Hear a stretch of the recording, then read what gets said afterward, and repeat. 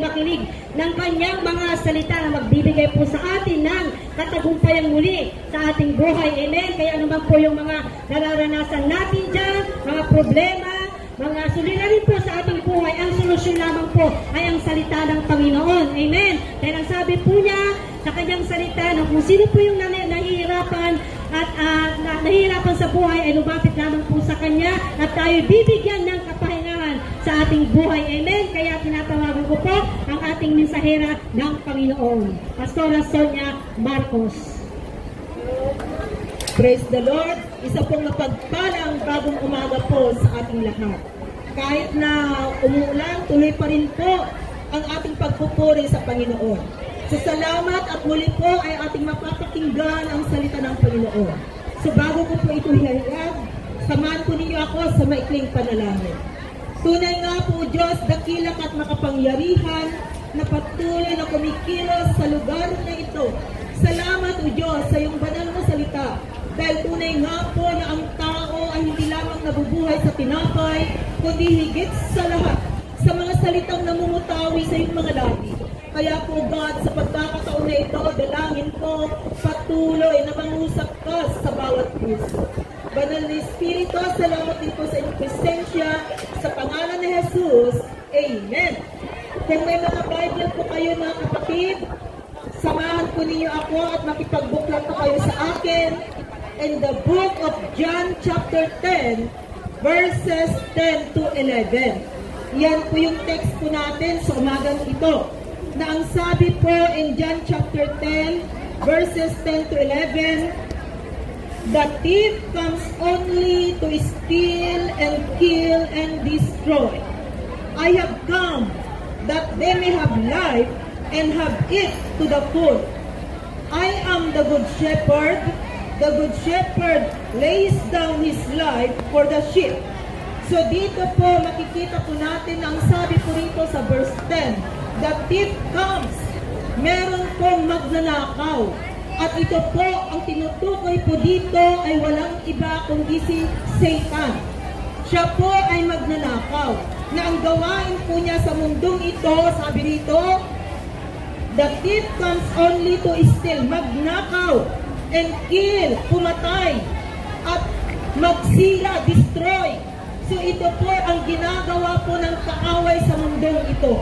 Pero ang napakagandang balita po, sabi ng ating Panginoong Jesus, I have come that they may have life and have it to the full. So ito po ang pangako ng Panginoon. So dito makikita po natin that truly Jesus laid down His life for us. Inialay ng Panginoong Jesus ang kanyang buhay para sa iyo at para sa akin. So ito po ang magandang balita mga kapatid na inihahayag po namin na kahit ganito po na medyo umuulan pero sige pa rin po dahil ang salita ng Diyos ay makapangyarihan. Ang salita ng Diyos ay kailangan po ng tao. Dahil ang salitang ito po ang gabay. Ito po ang nagiging mapa ng buhay natin. At ang pangako ng Panginoon, mga kapatid, sabi niya rito, I am the good shepherd. Siya po yung dakilang pastol, mga kapatid, na tumutulong at nagbibigay ng buhay sa bawat isa sa atin. So bakit po inialay ng Panginoong Jesus ang kanyang buhay? Why Jesus laid down His life? Alam po ba ninyo kung ano po yung isang rason kung bakit inialay ng Panginoong Jesus ang kanyang buhay? Dahil ang nais ng Panginoon, matanggap po natin ang kapatawaran sa ating mga kasalanan. No? We receive forgiveness of our sins. Yan po ang isang dahilan kung bakit inialay ng Panginoong Jesus ang kanyang buhay. Upang sa ganon, ikaw at ako mga kapatid, ang mga kasalanan po natin, yan po ay handang patawarin ng Panginoon. At yan ang ginawa po niya sa Cross of Calvary na kung saan, nung siya po ay pinako sa cross, dumanak ang banal na dugo ng Panginoon. At ang dugong yan ang tumubos sa ating mga kasalanan. So ang magandang balita mga kapatid, ang sino man po pagpupuri na tatanggap sa ating Panginoong Jesus. Siya po ay makakamtan niya ang kapatawaran na galing sa Panginoon. In Matthew chapter 6 verses 14 to 15, sabi rin po niya sa kanyang salita, "If you forgive men when they sin against you, your heavenly Father will also forgive you." Yan. Kung tayo po ay magpapatawad din sa mga nagkasala sa atin, sabi po rito, patatawarin din po tayo ng Panginoon. At ang sabi niya sa verse 15, "But if you do not forgive men their sins, your Father will not forgive your sins." So, ibig sabihin, wala po tayong option mga kapatid, kundi magpatawad din po. Dahil una sa lahat, ang Diyos po, ang Panginoong Jesus, ay handang magpatawad sa sino man na hihingi ng kapatawaran sa Kanya. At ganun din po sana tayo mga kapatid. Alam po ninyo, napakahirap pong mamuhay sa mundong ito na mabigat po ang kalooban, na ang puso ay mabigat, punong-puno ng sama ng loob. So kapatid, no, mahirap pong mamuhay nang may kabigatan po sa ating mga puso.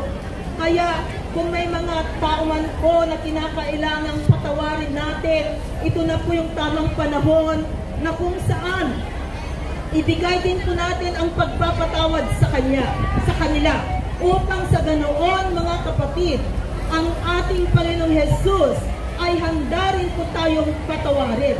Kaya kinakailangan din po na gawin po muna natin ang dapat po nating gawin, which is, sabi doon sa ating binasa kanina, no, ang Panginoon ay handang patawarin ang bawat isa kung tayo rin po ay handang magpatawad sa mga taong nagkasala sa atin.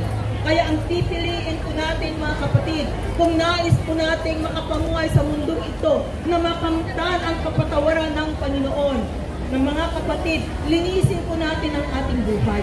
At higit sa lahat po, magpatawad po tayo sa mga taong nasaktan natin. At ganun din sa mga taong nakapanakit sa atin. Vice versa lamang po yan mga kapatid, na kinakailangan po na patawarin po natin sila. Dahil tunay po, yan po ang isang kadahilanan kung bakit ang ating Panginoong Jesus, inialay po niya ang buhay niya para po sa atin, para matanggap po natin ang kapatawaran. At hindi po lamang yan mga kapatid, inialay ng Panginoong Jesus ang kanyang buhay upang sa ganon, ikaw at ako ay magkaroon ng kaligtasan. We need salvation in every areas of our life. Kailangan po natin ng kaligtasan mga kapatid. At tanging ang Panginoong Jesus lamang po ang pwedeng magbigay ng kaligtasan. At alam po natin ang heart of the Bible, which is John chapter 3 verse 16, na ang sabi doon, "For God so loved the world that He gave His one and only Son, no, Jesus Christ, that whoever believes in Him shall not perish but have eternal life." So nagpapatunay lamang po mga kapatid ng ating Panginoong Jesus, inialay niya ang kanyang buhay upang sa ganon, ang bawat isa po ay magkaroon ng kaligtasan. Kaligtasan mga kapatid, ang nais na ibigay ng Panginoon. Kaligtasan po sa lahat po ng aspetos ng buhay natin. Sabi rin niya sa John 14 verse 6, "I am the way, the truth, and the life. No one comes to the Father except through me." Yan po ang pangako ng Panginoon. So wala pong ibang way, wala pong ibang daan, kundi tanging ang Panginoong Jesus lamang mga kapatid.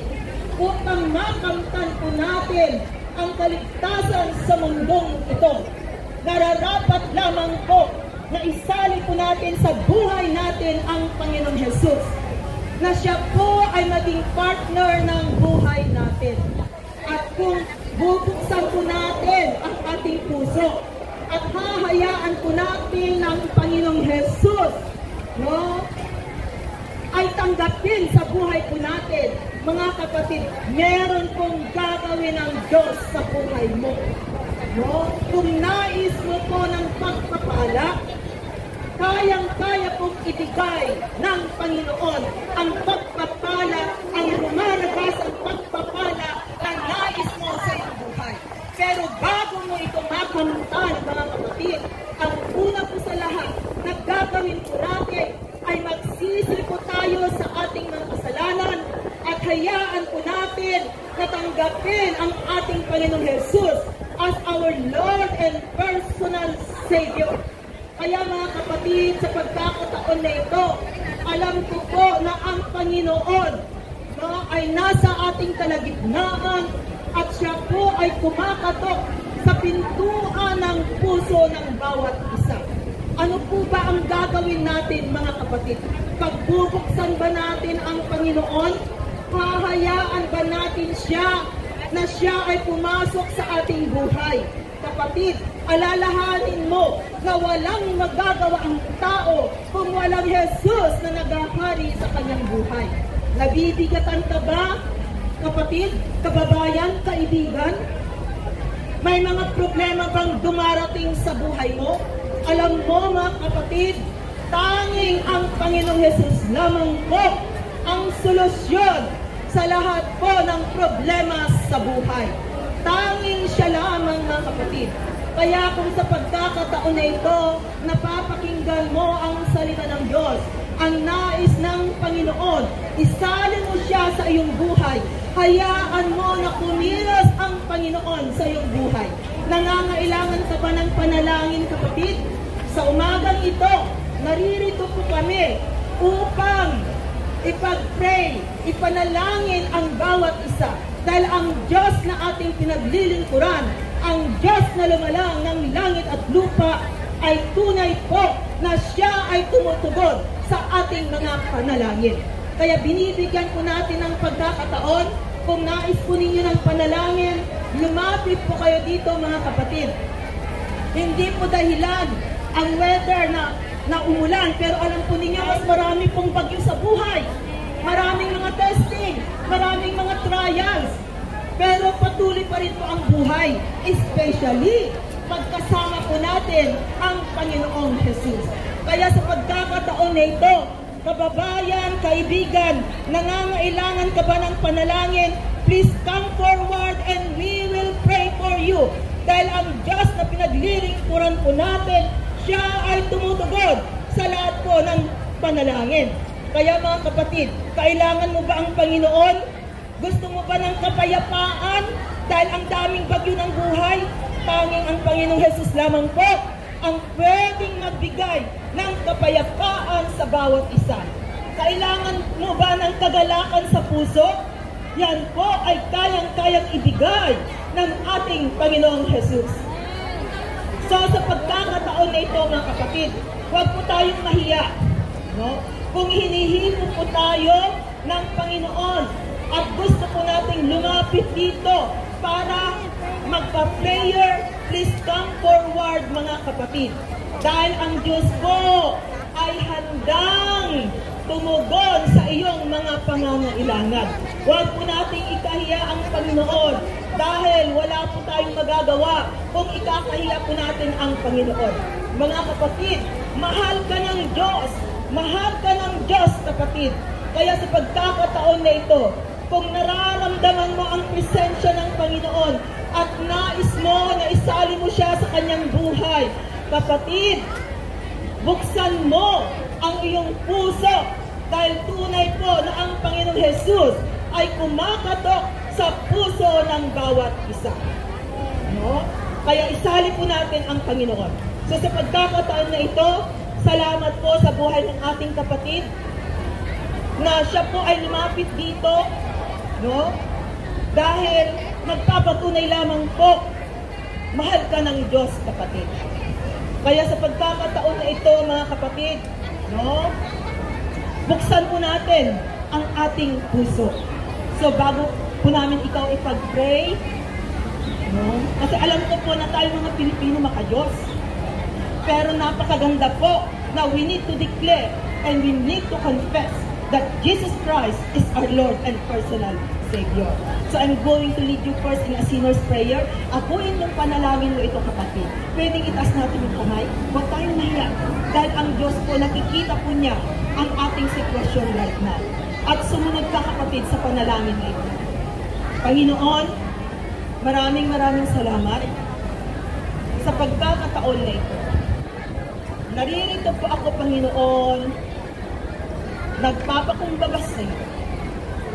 Humihingi ng kapatawaran sa lahat ng nagawa kong kasalanan.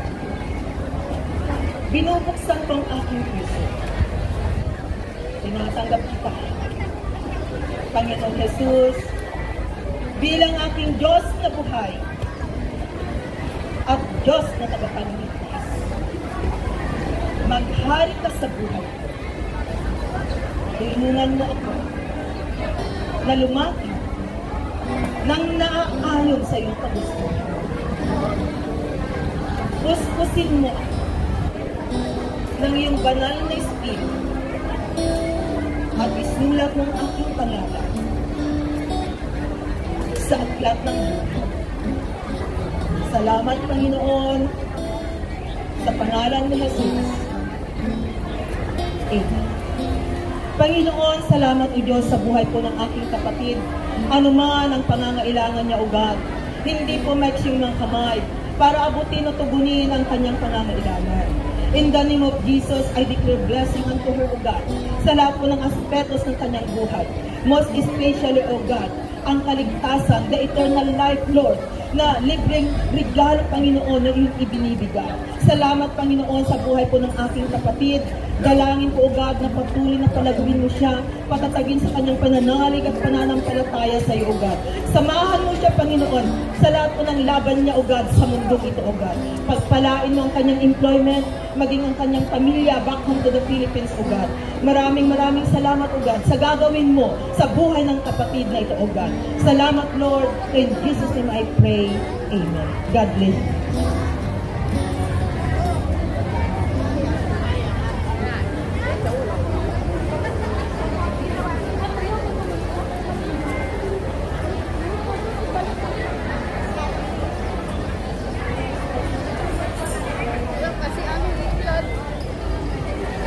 Praise the Lord. Maraming salamat po, Pastora, sa napakaganda pong message na pinagkalungan po sa oras na ito. At ngayon naman po ay tatapos na po ang ating gawain. So, tinatawagan ko pong muli ang ating pong worship leaders for our victory. Amen? Hallelujah! Tunay po na ang Diyos po natin mabuti. Amen? Hallelujah!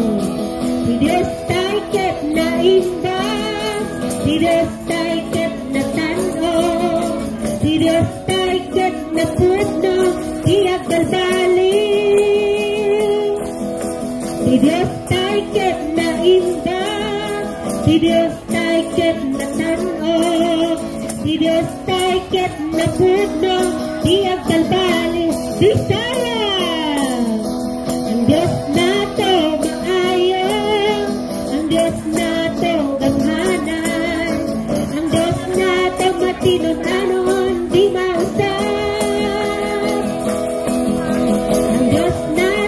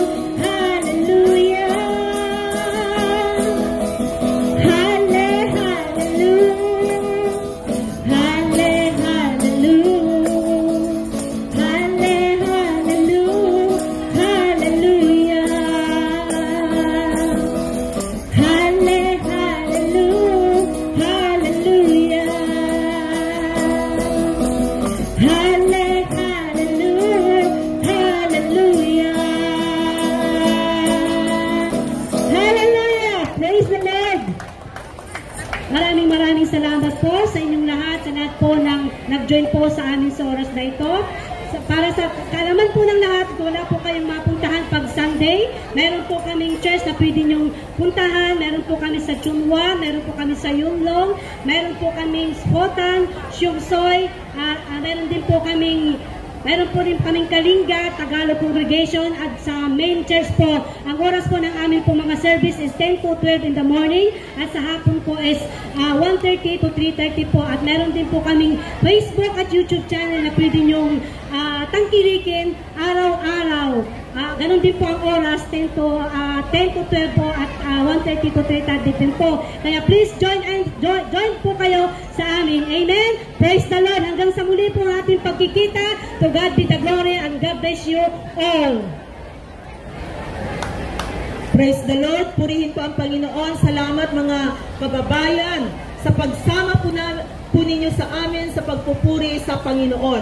At tunay nga po na ang Diyos po ay dakila at ang Diyos ay makapangyarihan. So samahan po ninyo ako sa pangwakas na panalangin. Panginoon, maraming salamat o Diyos sa mga salita mo na naihayag sa lugar na ito o God. Dalangin ko o Lord sa lahat po ng nakapakinig ng iyong banal na salita. Patuloy Panginoon na buksan mo ang kanilang mga espiritual na pangunawa na lubusan po nilang matanggap ang biyaya ng kaligtasan na tunay nga po, Panginoong Jesus, tanging ikaw lamang ang siyang nagbibigay nito. Panginoon, salamat o God sa buhay po ng aking mga kababayan. Kung sino man po sa kanila ang may mga kabigatan, may mga testing, may mga trials na pinagdadaanan, dalangin ko, Lord God, na tulungan mo po sila, O God, na ma-overcome anuman ang sitwasyon na kanilang nararanasan right now, O God.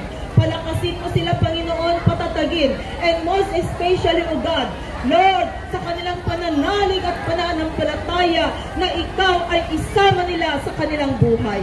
Panginoon, salamat sa ginagawa mo sa lugar na ito, O God.